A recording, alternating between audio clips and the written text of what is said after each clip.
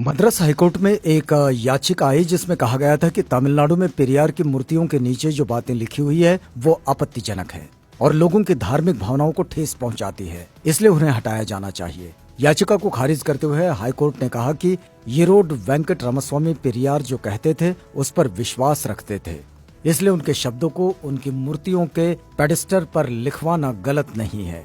पेरियार की मूर्तियों के नीचे लिखा था, ईश्वर नहीं है और ईश्वर बिल्कुल नहीं है।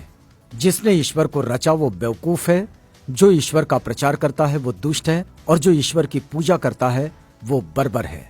ग्रेट पेरियर नायकर के ईश्वर से सवाल। पहला सवाल, क्या तुम कायर हो जो हमेशा छिपे रहते हो, कभी किसी के सामने नहीं आते? दूसरा सवाल, क्या तुम खुशामद परस्त हो जो लोगों से दिन रात पूजा अर्चना करवाते हो? तीसरा सवाल, क्या तुम हमेशा भूखे रहते हो जो लोगों से मिठाई, दूध, घी आदि लेते रहते हो? चौथा सवाल, क्या तुम मांसाहारी हो जो लोगों से निर्बल पशुओं के बलि मांगते हो? पांचवा सवाल, क्या तुम सोने के व्यापारी हो जो मंदिरों में लाखों टन सोना दबाए बैठे हो? छठा सवाल, क्या तुम व्यभिचारी हो जो मंदिरों में देवदासियां रखते हो? सातवां सवाल, क्या तुम कमजोर हो जो हर रोज होने वाले बलात्कारों को नहीं रोक पाते? आठवां सवाल, क्या तुम मूर्ख हो जो विश्व के देशों में गरीबी, भूखमरी होते हुए भी अरबों रुपयों का अन्न, दूध, घी, तेल बिना खाए ही नदी नालों में बहा देते हो?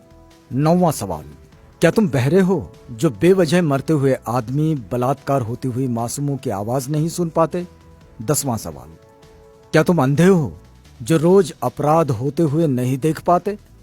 11वां सवाल, क्या तुम आतंकवादियों से मिले हुए हो जो रोज धर्म के नाम पर लाखों लोगों को मरवाते रहते हैं?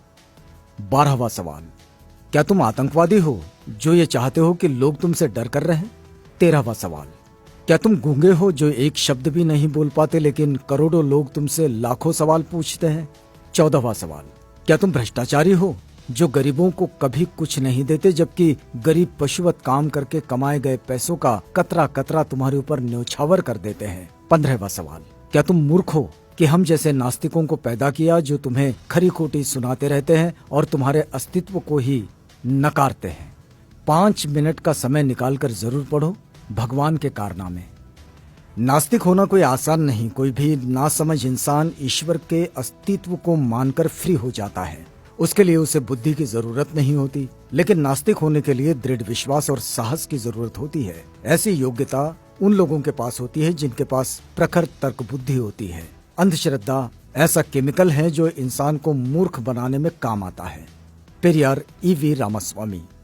आप देख सकते हैं हिंदू धर्म का विचित्र इतिहास।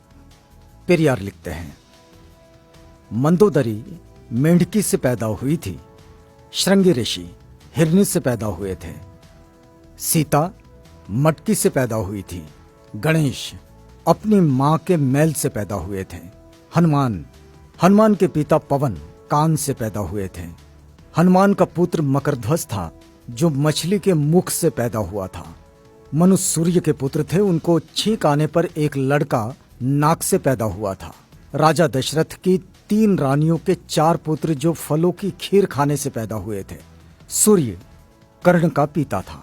भला सूर्य संतान कैसे पैदा कर सकता है? वो तो आग का गोला है। ब्रह्मा ने तो 4 वर्ण यहां वहां से निकाले, हद है। अछूत का बनाया हुआ चमड़े का ढोल मंदिर में बजाने से मंदिर अपवित्र नहीं होता। अछूत मंदिर में चला जाए तो मंदिर अपवित्र हो जाता है। उन्हें इस बात से कोई मतलब नहीं कि ढोल किस जानवर की चमड़ी से बना है। उनके लिए मरे हुए जानवर की चमड़ी पवित्र है पर जिंदा अछूत अपवित्र। लानत है ऐसे धर्म पर। बुद्धिजीवी प्रकाश डालें, दिमाग की बत्ती जलाओ, अंधविश्वास भगाओ। यदि पूजा पाठ करने से ही बुद्धि और शिक्षा आती तो पंडों की औलादें ही विश्व में वैज्ञानिक, डॉक्टर, इंजीनियर होते। वहम से बचो, अपने बच्चों को उच्च शिक्षा दिलवाओ क्योंकि शिक्षा से ही वैज्ञानिक, डॉक्टर, इंजीनियर और शासक बनते हैं, पूजा पाठ से नहीं।